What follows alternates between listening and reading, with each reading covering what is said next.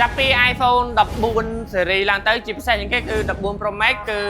អីវ៉ាន់របស់កូដ LL គឺអត់មានព្រមដាក់ SIM ទេអញ្ចឹងប្រភេទអីវ៉ាន់នេះគឺប្រើ eSIM សុទ្ធតែម្ដងអញ្ចឹងបើសិនជាបងប្អូនអ្នកដែលមានអារម្មណ៍ថាខ្ញុំអត់ចង់ប្រើជាប្រភេទអីវ៉ាន់ដែលប្រើ eSIM ទេខ្ញុំអត់ចង់ទៅអត់ចង់ដូរ eSIM ទេយើងចង់ប្រើដាក់ SIM ដកចេញចូលបានភ្លាមៗតែម្ដងអញ្ចឹងថ្ងៃហ្នឹងសូមជូនដំណឹងថាហាងគ្នាយើងបានចូលប្រភេទអីវ៉ាន់ដែលអាចប្រើ SIM បានមិនថា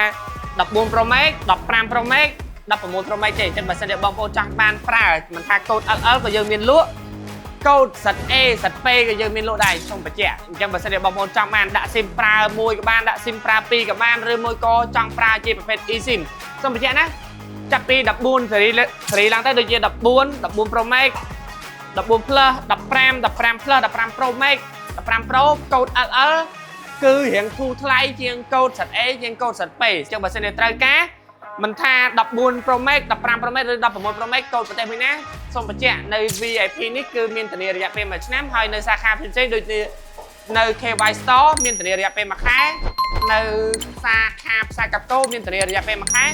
នៅសាខាផ្សារអនមួយមានធានារយៈពេល1ខែអញ្ចឹងបើសិនជាបងប្អូនចង់បាន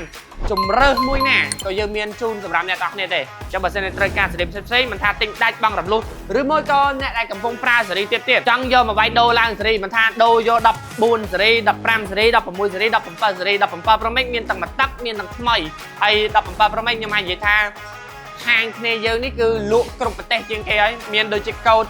LL/A កូដរបស់អាមេរិក CH/A ដាក់ SIM បាន2សិត A/A ដាក់ SIM បាន1 eSIM 1ហើយនឹងកូដ X/A